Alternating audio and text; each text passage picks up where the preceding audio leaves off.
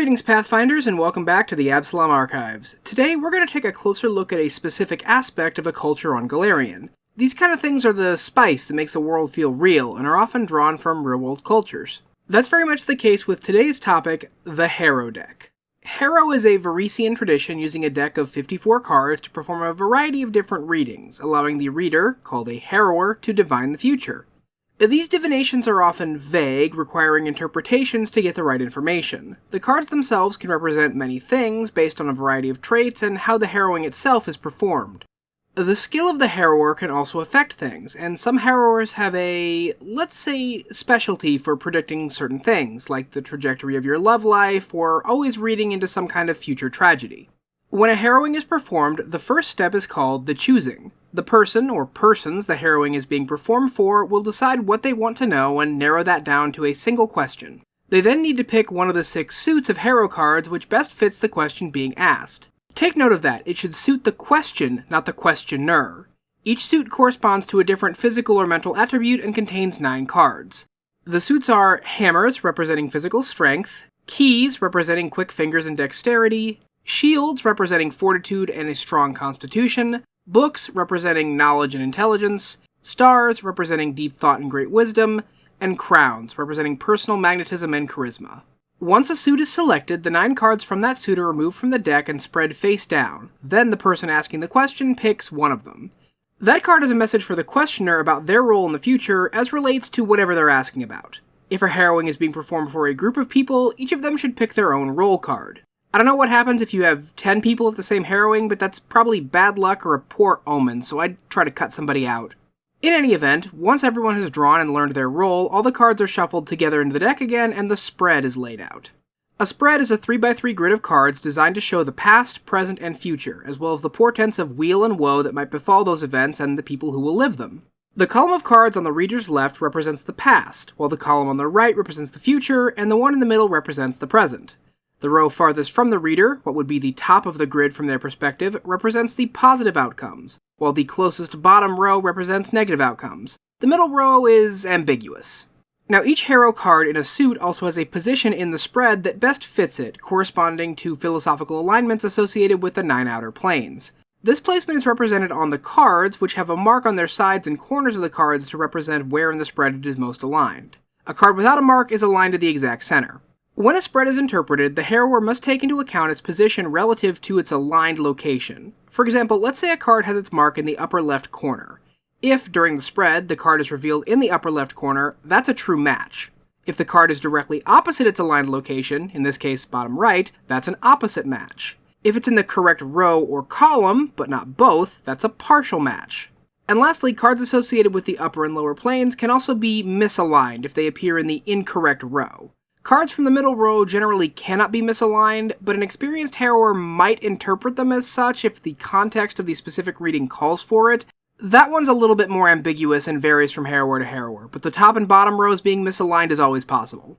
These matches are important because a harrower needs to decide which cards to read in the spread. Cards with matches, true, partial, and opposed, can all have importance in a reading. If the role card a reader picked shows up in the spread anywhere, that card should always be interpreted, doubly so if it's a true match.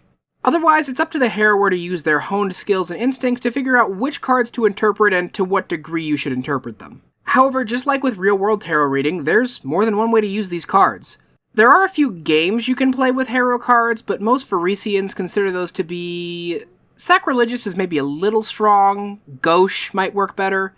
The point is, we're not really going to be covering them here. Instead, we'll be looking at alternate spreads you can use with the cards. A lot of these alternate spreads require you to reverse some of the deck, cutting it in half and turning one pile of cards upside down, then reshuffling. This will mean that some cards will appear upside down, changing their meaning. Alternate harrow spreads often use this to determine if a card is misaligned or not, since the usual method only works with the 3x3 grid. These alternative spreads are designed to provide different kinds of guidance. For example, the bridge is a spread designed to guide a person through a specific course of action. Cards are placed in sequence, the first representing the beginning of the journey, and the second placed above it representing the reason for said journey. 3 cards are then laid out to the right of the pair, representing various trials. The suits, position, and alignment of these cards all play a role in determining how difficult the trial will be. Then, a 6th card is placed parallel to the first card on the other side of this bridge, representing the ultimate goal the journey will lead to, with the final card above that one representing a sacrifice that must be made in order to finish this journey. Another alternate spread is the cross, which directly reads the subject's past, present, and future. It starts with the subject picking a card whose suit and alignment closely match their own personality. That card becomes the signifier and is placed in the center. Cards are then drawn and placed around the signifier on its edges, starting to the left and rotating counterclockwise. Card 1, to the left, represents the subject's past. Card 2, below the signifier, represents an impactful event in the present. Card 3, to the right, represents a talent or ability the subject has, and Card 4, above the signifier, represents where the subject is headed. This is probably one of the simplest uses of the Harrow deck since it only requires 4 cards. Much more complicated is the path, which requires reversing the deck before laying out a triangle of cards. One in front, then a row of 2 above that, a row of 3 above that one, and finally a last row of 4. An inverted pyramid. The first card is flipped over, representing the role the subject is going to play in future events. The subject then picks a single card from the next row, which represents their past. They repeat this for row 3, representing the present, and for row 4, representing the future. It is very important that you only flip up and reveal the cards the subject chooses. Trying to look at the other cards in the path will muddy the reading and bring great misfortune. Now, if someone is seeking a Harrow reading to pursue a new purpose or start a new chapter in life, there's the sword. Again, this starts by reversing the deck, then setting a single card down. This represents the root of a problem the subject is currently facing. The next card is placed above that and indicates how to approach said problem. Card 3 placed above that represents challenges that need to be faced. Cards 4 and 5 are placed above card 3 and to the left and right of each other, representing 2 allies, tools, or ideas that will assist the subject in overcoming whatever challenge presents itself. This is the hilt of the sword. The last card, placed at the top, represents the outcome of the experience. Now, all these spreads use the random nature of the Harrow deck to help divine the future. None of them use the entire deck of cards. Doing so is considered bad luck by most Harrowers. They believe that some part of fate must always remain unknown, hidden unseen within the cards that you didn't draw. But Harrow is a vast tradition and it has many hidden and sometimes apocryphal aspects to it, including 2 readings that use the entire Harrow deck. These are the tracks and the rings. Both are designed to divine the past, present, and future, and use particular placement for determining if the cards are aligned or not. The track begins with an anchor card placed down, first representing the past. Then, 17 cards are drawn and placed next to that anchor, wrapping around into a circle. The anchor card is read as a true match, while the second card is read as either misaligned or a partial match if it's a middle row card. Then the pattern repeats. Odd number draws are true matches, even number draws are misaligned or partial. Once the first ring is complete, a second ring is started with a new anchor card representing the present. Then, 17 more cards are drawn in the same fashion as the first. Finally, when that ring is finished, a final anchor is drawn to represent the future, and the last 17 cards are placed. This reading represents a sort of unconnected fate. The past, present, and future are all separated into their own specific rings and read on their own with no connection or consequences to each other. The reading of what you see in the past should not affect or determine anything about the reading you see for the present or the future. On the other hand, the rings represents a much more interconnected and interrelated reading. The past, present, and future all blend together and are functionally read at the same time. The rings start with drawing 3 cards, which act as anchors for the past, present, and future. They are placed next to each other in an overlapping triangle formation, the tops of each cards forming the point of the triangle. Then, additional cards are drawn one at a time and placed next to the anchor, evenly building 3 circles around where the anchors connect. A card is placed first next to the past anchor, then the present, then the future, before repeating until every card from the deck is drawn. Alignment in this spread is always read in relationship to the last card placed in each ring. This spread reads opposing matches as misaligned, but otherwise reads as normal. Both these spreads are incredibly obscure, and only the most experienced Harrowers would have even heard of them, and almost none would have ever attempted them, as they are an incredibly powerful undertaking and represent a strong meddling in the hands of fate. Now, Harrow is a wide practice, but most Harrowers are Varisian, since the tradition seems to have originated there. Some people from Assyrian dispute this, claiming that Nethys gifted the cards to Assyrian during his time as pharaoh and the art was simply lost and somehow migrated to Varisia. I do not believe this. I'll be honest, it seems incredibly strange to me that the art would be invented in Assyrian, migrate to Varisia, then be forgotten in its place of origin with no evidence of its migration. You can't even say Earthfall made people forget it, since Assyrian arose after the Age of Darkness, and Varisian Harrowers can trace their lineage back to ancient Thassalon. Now, that exact origin isn't entirely known. The Shoanti claim a raven-cloaked man gave the art to the land of Varisia in exchange for the tongue of the first shamans to ever lead them. Most Varisians believe the cards were gifted to them by Desna, who wept with joy at the creation of their people. These tears fell into the Varisians' eyes and taught them how to read the stars and the cards. The Xarni have a separate tale, which tells of a famous crime lord that won the first Harrow deck from Desna herself in a game of chance. Which of these is true? The answer is yes, except for when it's no. Harrow is a fluid tradition and heavily reliant on interpretation and personal connection, so any of these can be true, though I wouldn't put any money on the Assyrian one. Or the Xarni one unless you really feel like losing. The art does have a history to it, though. Varisians prior to Earthfall didn't use cards. They carved a variety of totems, fetishes, and other objects, and passed down their extensive mythology through oral tradition. When the Aslanti arrived and founded Thassalon, it, ruined things for a lot of people, but they brought with them the concept of playing cards. Exactly how the idea crossed over isn't known, but the first Varisian Harrowers crafted their own decks, immortalizing their stories and traditions within the cards. Harrow decks at this time were personal. There was no set canon. When Earthfall hit, many Varisian families lost their lives, and their traditions, canon, and what these cards meant were lost with them. Seeing this loss of knowledge as a true crisis, which it definitely was, one family dedicated themselves to preserving as much as they could, the Imlios clan. It was a daunting task, made harder as the scholars among the family met the same fate as many other people during the dangerous times of the Age of Darkness. Eventually, there was only one woman left, named Sonare. She spent her life researching the Harrow, cataloging all the individual cards and stories that appeared on them. It is from her actions that the modern 54-card Harrow deck was created and codified. Sonare disappeared near the end of her life, leaving behind a powerful Harrow deck called the Deck of Harrowed Tales. It is from this deck that all Harrow decks now draw their cards. Mostly.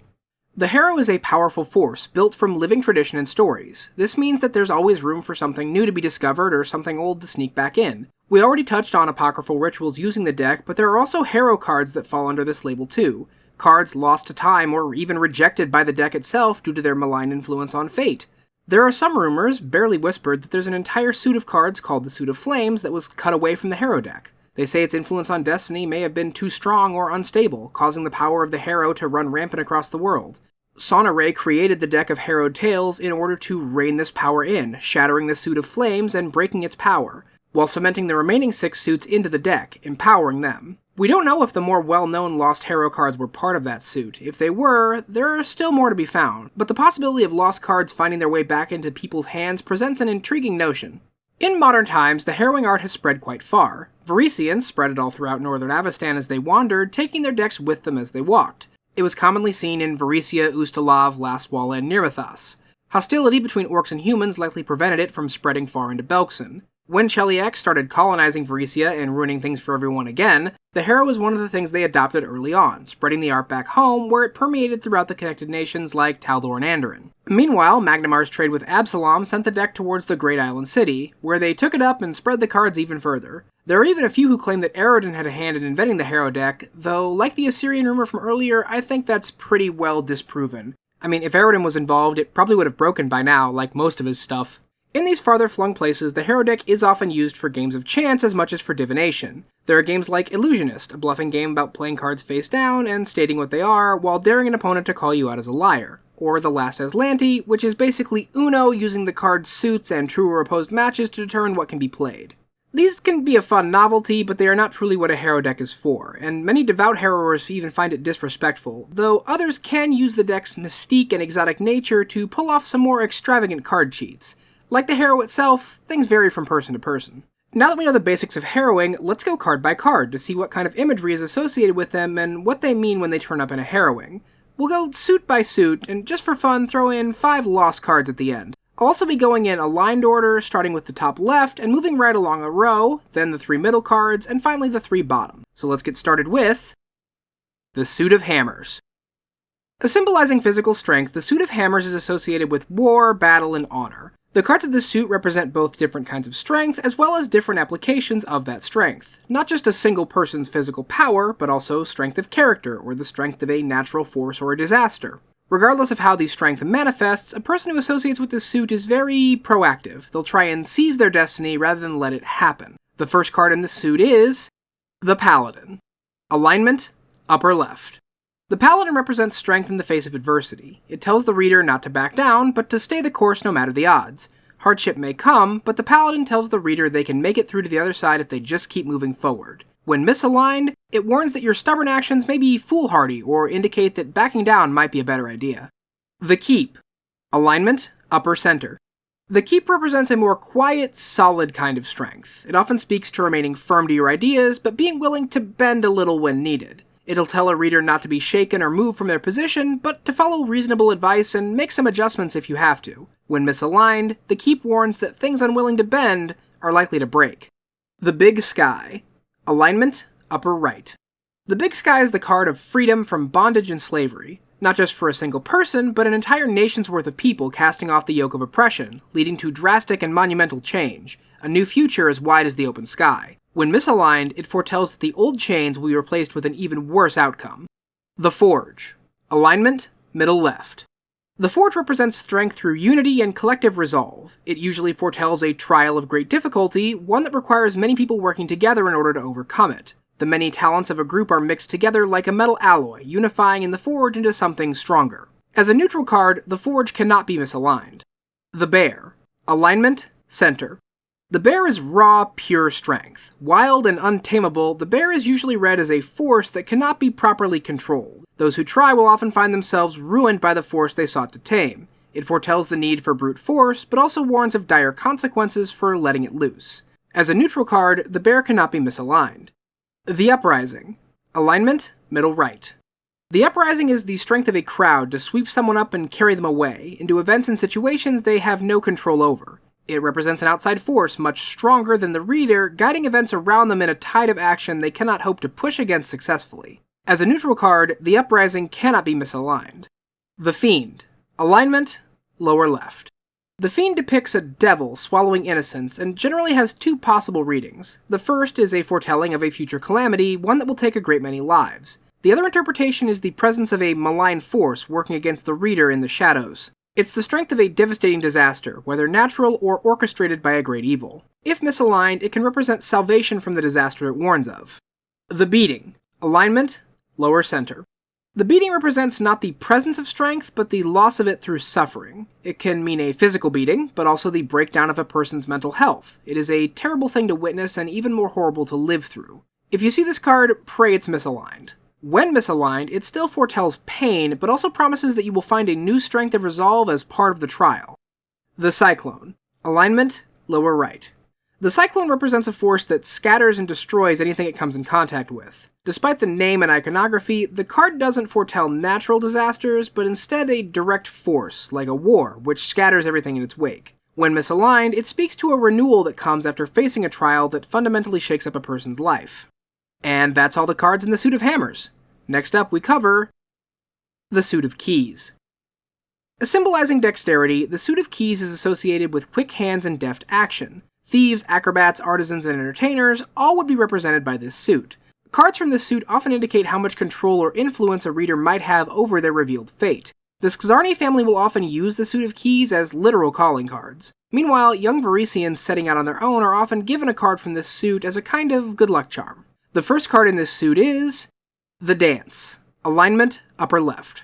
The dance represents coordinated action, a delicate arrangement of steps with all parties moving to a singular beat. You see it in everything from the Varisian bladed scarf dances to the cosmic dance of stars moving to Desna's Song of the Spheres. The dance tells you to follow the pattern to achieve your desired results. When misaligned, it warns against being hypnotized by the intricate patterns you see because they may be hiding something that causes harm to you or others.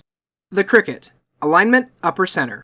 The cricket represents swift passage. Often depicting a fey cricket creature called a grig, the cricket is associated not just with the journey, but the destination and the reward you find at the end. When misaligned, the cricket represents a journey that will end in misfortune, the treasure at the end lost to fate.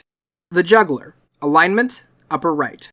The Juggler represents fate, the gods, and other forces that move a person's destiny at their whims. It tells of a proper guiding hand, able to keep all the objects in his orbit moving correctly so that none will ever fall or falter. If misaligned, it represents the faltering hand, where the juggler fails and it all comes tumbling down.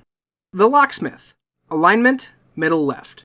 The locksmith represents an opportunity. It tells that there is a key, literal or metaphorical, that grants access to something the reader wants. A new location, a treasure, a piece of information, the locksmith helps show you what it is, not when or where to use it. As a neutral card, the locksmith cannot be misaligned. The Peacock. Alignment, center. The peacock is the height of beauty, but it's a beauty frozen in a single moment. The wiser person doesn't seek it out, but rather accepts the passage of time and gets out of the peacock's way. This means that most often what it represents in a spread is a shift or change in personality or social situations. As a neutral card, the peacock cannot be misaligned.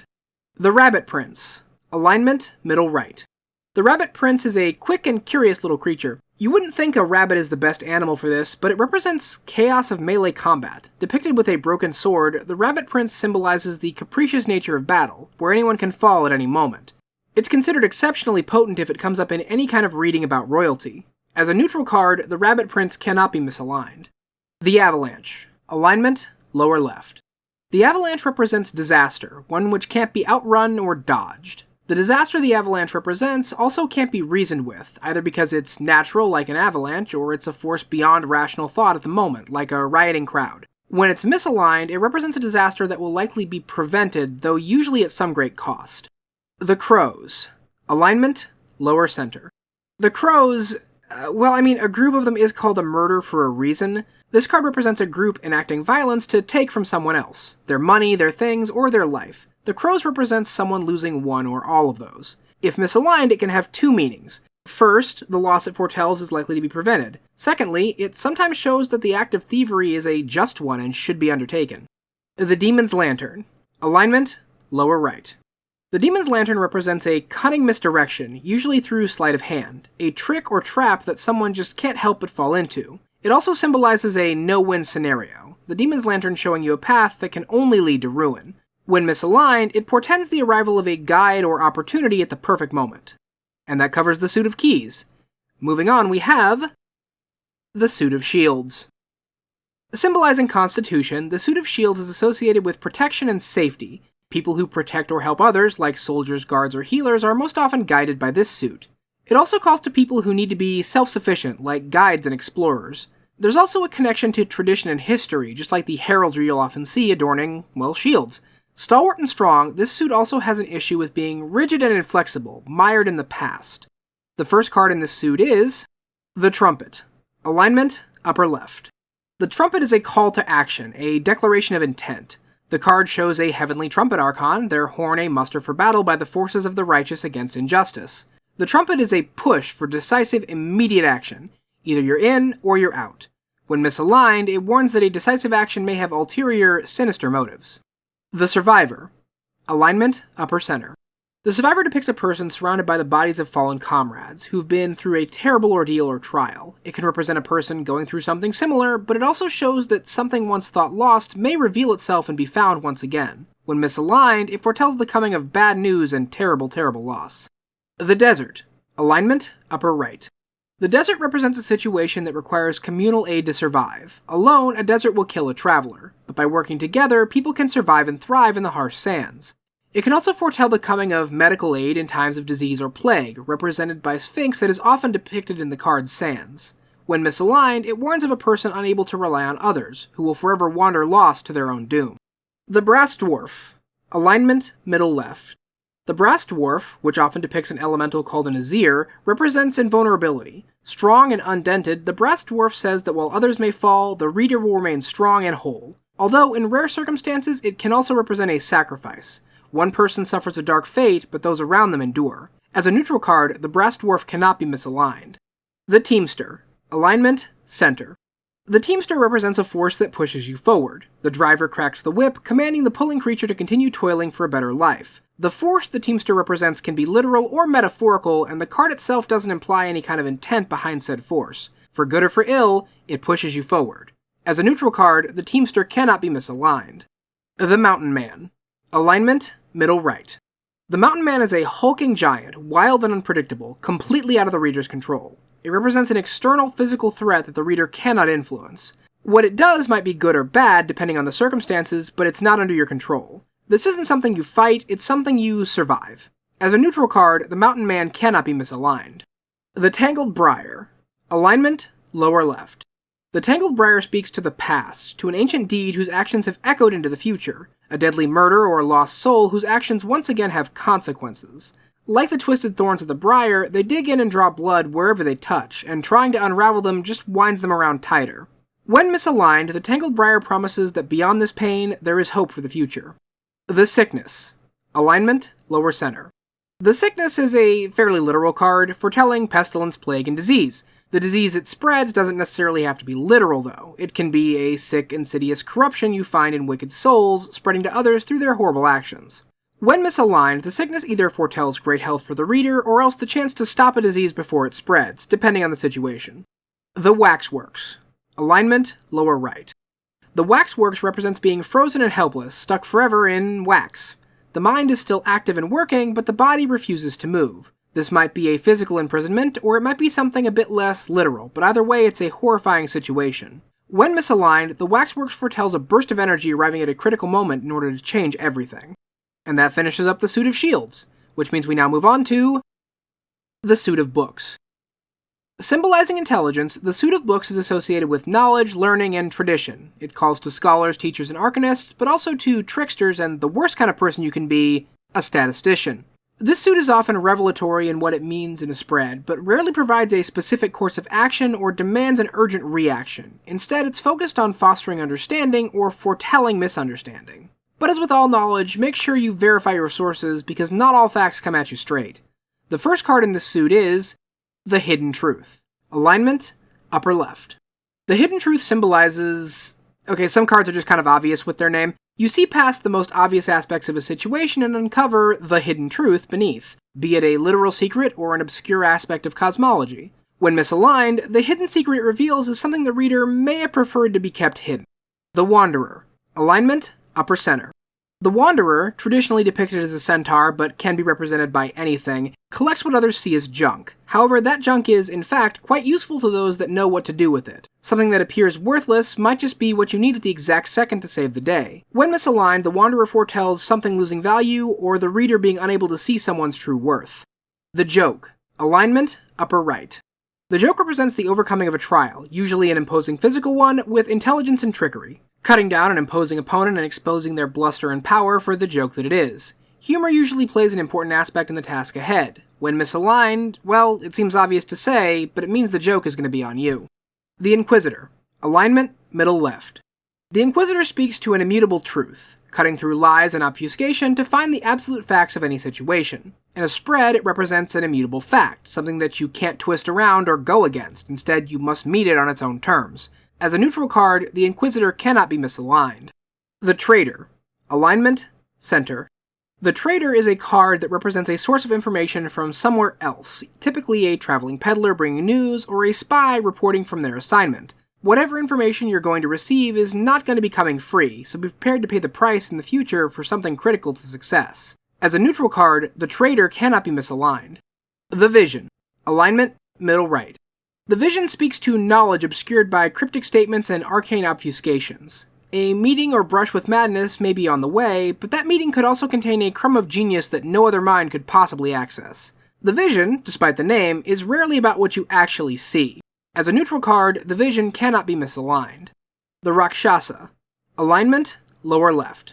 The Rakshasa, which depicts a fiend with an animal's head and backward-facing hands, warns of intellectual domination, frequently through the control of the mind. It foretells enslavement for the reader, be it literal chains or brainwashing compulsions. When misaligned, it instead tells of new information that will reveal itself in order to free the reader from their chains. The Fool. Alignment, lower center. The Fool is another quite literal card. It represents foolish decisions made out of ignorance, greed, or similar emotions that lead to someone's downfall. Though it can also represent circumstances that the reader allows themselves to become trapped in, like blackmail or bribery. When misaligned, the Fool represents misdirection, feigning foolishness to disguise their intentions and gifts. The Snakebite. Alignment, lower right. The Snakebite represents poison in all their forms. While the physical is obvious, its association with this suit speaks more to the poisoning of friendships or ideas, turning allies that should be helping each other into bitter enemies with a few well-placed words. When misaligned, the Snakebite can represent a new ally or discovery appearing to the reader. And with that we have the Suit of Books, which means we now move on to the Suit of Stars. Symbolizing wisdom, the Suit of Stars might be considered the quintessential Harrow suit. After all, divination is all about seeking wisdom from an outside source. Fitting, then, that it's also associated with divinity and faith in a higher power. Though the suit just as often encourages self-reliance and taking one's fate into their own hands. Many Harrowers will see themselves in one or more of these cards, as do many clerics and oracles. Faith in yourself and in others is a key repeating theme. The first card in this suit is the Winged Serpent. Alignment, upper left. The Winged Serpent card depicts a creature called a Quaddle, which are well known for their devotion to knowledge and justice. It represents the connection between a desire to act and understanding of the consequences, emphasizing the need to strike at just the right time. When misaligned, it represents either inaction or acting at the wrong time and suffering for it. The Midwife. Alignment, upper center. The midwife can have many depictions, but is traditionally a halfling woman and represents something entering the world, be it a new person, an invention, or an idea. The midwife is not the creator of this thing, but a facilitator of its coming. It encourages the reader to see joy in creation, even when it may seem painful or hard, because it's worth it. When misaligned, it foretells a creation that will bring little good to this world. The Publican. Alignment, upper right. The Publican is a card of connection and camaraderie, speaking to a place of safety and refuge when it's needed the most. It usually depicts a bartender, often considered a source of wisdom and insight, as well as a caretaker of meeting places that bring the like-minded together. When misaligned, the Publican represents an unsafe refuge or misinformation given at the wrong time. The Queen Mother. Alignment, middle left. The Queen Mother traditionally, though not always, depicts a Formian ant queen and represents the hierarchy of wisdom and knowledge. She knows all, but tells only what people need, and only if they know their place. She represents society and the benefits of working within it, as well as deferring to those who know more than you do. As a neutral card, the Queen Mother cannot be misaligned. The Owl. Alignment, center. The owl represents the wisdom of the natural world. It carries a needle in its mouth, which both sews life together in the tapestry of existence and unravels those same threads. An action or event the owl sees isn't good or evil, it simply is what it is. That's not to say it can't seem cruel, but like the culling of the weak from a deer herd, there is a reason for it. As a neutral card, the owl cannot be misaligned. The Carnival. Alignment, middle right. The Carnival is a whimsical place, full of illusions that depict a world of wonder, but it also represents the underlying reality of the carnival life, a false dream of freedom ground down by the reality of a situation. It often speaks to unrealistic ambitions or grand but mislaid plans. Everyone wants to run away to join the circus, until you run away to join the circus. As a neutral card, the Carnival cannot be misaligned. The Eclipse. Alignment, lower left. The eclipse shows the moon blocking the light of the sun, just like how doubt and loss of purpose can block the reader's path forward in life. This card is particularly potent when the reader is connected to the divine, as it speaks to a possible waning or loss of their faith. When misaligned, the eclipse foretells a hidden ability or location suddenly being revealed. The Silent Hag. Alignment, lower center. The Silent Hag doesn't need a voice, their eye tells the whole story. This card represents a dangerous secret, or a powerful hidden pact whose consequences threaten to tear someone's life apart and turn people against one another. This is especially bad for performers who use their words to see in a reading. Crap. When misaligned, the Silent Hag indicates unbreakable loyalty and clear speech. The Lost. Alignment, lower right.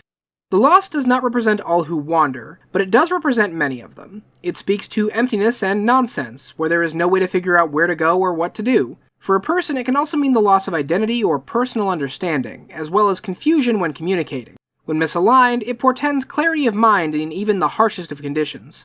And that's all the cards in the Star suit, which means we only have one suit left, which is the Suit of Crowns. Symbolizing charisma, this suit is associated with authority and leadership.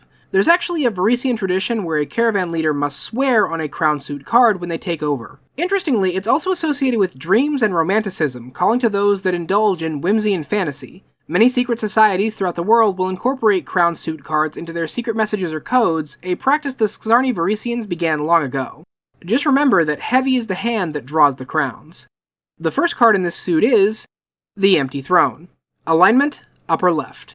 The Empty Throne symbolizes those that the reader has lost, who imparted important lessons before passing on. The past will always remain with us, carried forward by the next person to take that seat.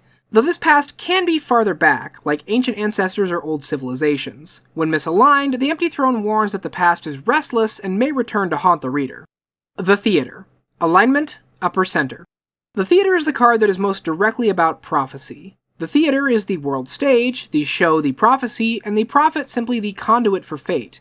Whoever the prophet turns out to be, they have no influence on an event, and are often ignored until things are too late. When misaligned, it tells the reader that the prophecy they see is like all prophecy in the Age of Lost Omens, untrustworthy. The Unicorn. Alignment, upper right. The unicorn depicts the titular horned horse, usually with something impaled on its horn. Fruit is popular, with a pear being the most traditional. This foretells the coming of a generous gift from an unexpected source, one that will greatly aid the reader in their quest or in times of need. When misaligned, it warns of false friendships, poisons, and betrayal. The Marriage. Alignment, middle left. The Marriage is a card that foretells the union between two things. Personal readings usually mean between two people, but union of kingdoms, businesses, or any other kind of alliance is also common. The presence of a child on the card represents the permanent change that results from these unions. As a neutral card, the Marriage cannot be misaligned. The Twin. Alignment, center. The Twin is a card with many different meanings, but at its heart it's about duality. Depending on the reader and the question asked, it can represent a literal twin or twin object, but it can also represent spiritual or metaphorical duplicates, or a division of a single person between two parties. Finally, indecision or divided loyalties can also be read from its appearance. As a neutral card, the Twin cannot be misaligned. The Courtesan. Alignment, middle right. The courtesan depicts a masked figure that represents political intrigue, a situation where social norms and decorum must be followed for success. It warns that a mask let to slip can ruin that situation, though it can also foretell the presence of a masked figure shaping events for their own ends. As a neutral card, the courtesan cannot be misaligned. The Tyrant. Alignment, lower left. The Tyrant traditionally shows a dragon and represents a ruler who acts as a blight upon the people around them. Whether the person is aware of it or not, their actions bring harm to their subjects. It can also warn against exerting too much control over others, lest your actions become the toxic one. When misaligned, it indicates a tyrant being revealed or overthrown, their painful rule ended. The Betrayal. Alignment, lower center. The betrayal represents selfish impulses or desires. It may warn of someone who seems lovely but hides an evil heart, or it may instead warn that an action the reader is considering is more malicious than they may wish to admit. It can also warn of something twisted by envy into a destructive force. When misaligned, the betrayal represents self-sacrifice or a rejection of the material world. The Liar. Alignment, lower right. The liar represents the most painful and destructive aspects of love, dangerous obsessions and desires that drive people to commit terrible acts or to bring about harm to themselves out of a misplaced love for those around them. When misaligned, the liar represents a new love that can blossom from an unexpected place. And that's all the cards in the Suit of Crowns, and all the cards in a standard Harrow deck. But we're not done here, because there are a few lost Harrow cards I want to touch on. Now this first bit, I won't lie, there isn't much I could find about this. A single line mentioning it at most, and I looked pretty hard to find more. When Sonnery performed a ritual which led to the creation of the standard Harrow deck, using her deck of Harrowed Tales as a base out of the many cards running around, it said that she had, quote, shattered the Suit of Flames. This speaks to an entire additional 9 cards at least who held a different sort of power over fate that were broken away or destroyed. A theory, and keep in mind this is based solely on my intuition, is that some of the lost Harrow cards may be from that suit, and they're trying to slip back into the deck. Now the 5 I'm going to talk about here all have what is considered a proper place in the deck, a alignment and suit that they actually belong in, but I think that might be the round magic trying to fit inside the square cardboard. But again, that is just my personal theory, something entirely different could be going on with these cards. And considering the implication of the last card we're going to talk about, well, those intentions probably aren't great. But we'll deal with that later. For now, let's move on to the Great Dreamer. Alleged suit, none. Alignment, upper left. The Great Dreamer represents Desna, a key figure in Varisian culture and a goddess associated with dreams. She once played a central role in the Harrowing, and her card uniquely belonged to no singular suit, cough, allegedly, cough. The card was considered highly portentous when it showed up in a reading, ensuring great accuracy. This led to some Varisians intentionally placing it at the center of a spread before dealing out the 8 other cards. This action, attempting to kind of stack the deck of fate, supposedly angered Desna, and she pulled her card from the Harrow to teach her people a lesson. Allegedly, the remnants of this card now reside in the card The Dance in a standard Harrow deck. The Prince of Wolves. Alleged suit, crowns. Alignment, center. The Prince of Wolves is a very fitting lost Harrow card. It represents allies that hide in the shadow and a heritage being found again after disappearing, which is apt since the card itself is, lost. It's also the lost card with the most presence remaining, as it's frequently seen in Ustalavic decks replacing the Twin. The Prince himself is a lost figure, returning to reclaim his heritage, aided by allies that are unwilling to reveal themselves for fear they won't be as accepted in the light of day. Look, I'm just saying, a suit of broken cards rallying around one lost prince to return themselves to the world. Just let me know if you think my theory has any merit or if I'm just reading too much into this. The Solstice. Alleged suit, hammers. Alignment, upper left. Now the Solstice is an interesting one. It depicts a barren hilltop and a highly detailed summer night sky, with a stargazer on the hill watching the heavens. The Watcher is an eager student, always looking for something new to learn about these heavens. In fact, this card was often used as a teaching aid for astronomers because of the incredibly detailed art that was depicted on it. What's strange is that the card it replaces is the Paladin, a card with a radically different meaning and interpretation. I wonder if perhaps it's trying to teach us a lesson that we're just a little too stubborn to learn with that. The Wending Way. Alleged suit, shields. Alignment, lower left. The Wending Way depicts a winding road, on which walked a traveler who clutched a dagger to their chest. The traveler could represent approaching danger, or urge someone to flee from their troubles, armed against pursuit. The Wending Way was actually commonly included in Harrow decks all the way into the Age of Enthronement, well after Sonoray created the deck of Harrowed Tales. However, it mysteriously disappeared and was replaced with the Tangled Briar at some point, though coincidentally, kind of around the time the elves returned to Golarion to battle Tree Razor, who lives in Tanglebriar. Any modern deck containing the Wending Way finds the card vanishing, as if it's hiding or being removed by an outside force, almost like it's being forcibly replaced, or maybe running from something. The implications of this are troubling, at least to me. The Yellow Prophet. Alleged suit, books. Alignment, unknown. The Yellow Prophet has been lost since the Age of Darkness, though it's shown up again and again throughout the centuries in strange and ominous places. Many Harrowers have found it appearing in a spread despite never having put it into their decks, and if it does, you should take great care. Anytime the Yellow Prophet is seen in a spread, it represents false readings, complex futures, and prophecies self-fulfilled. The Yellow Prophet has an unusual property if it appears in a true match. It's a sign that the Harrower needs to deal out 3 additional cards for the spread, each card depicting a dark and terrible future that may yet come to pass. How a Harrower would know this, considering how rare and lost the card is, I don't know. But many practitioners of the art say the deck itself will guide their hand in interpretations. Perhaps when the Prophet shows up, it simply guides the Harrower's actions. Maybe there's something behind the Yellow Prophet that mortals are simply not meant to know or see the hand of. The Harrow deck is significant. Its presence in the world and its occult connections to fate bind it closely to those who it reads for and those who read its dealings. Many Harrow decks exist, most of them mundane, but there are some that are quite magical.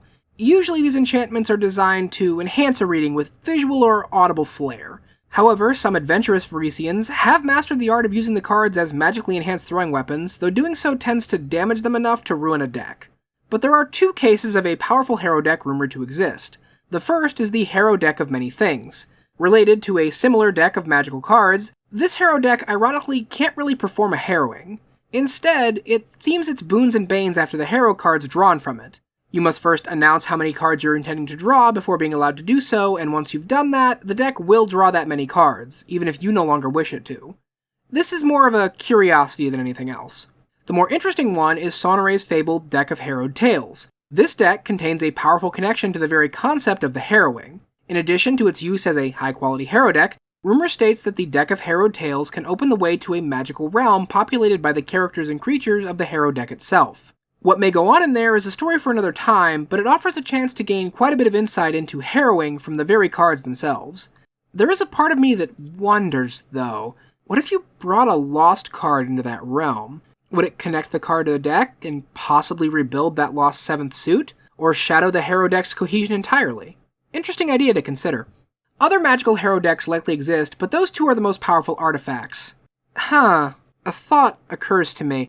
The deck of Harrowed Tales is the Harrow's past, the deck that helped build the art itself. The Harrow deck of many things simply affects the world around it, living forever in the present.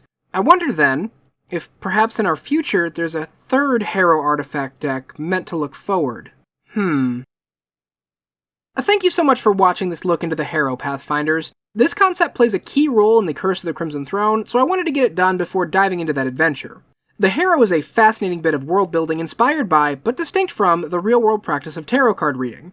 It's a great dip into the occult side of things too, really brings a different vibe to the magic if you manage to incorporate it. I had a lot of fun researching this, and let me tell you, I'm going full corkboard on this Suit of Flame stuff here. I think I'm cooking personally. But that's enough from me. Please remember to do all the YouTube stuff, socials are down below, and until next time, Pathfinders, explore, report, and cooperate.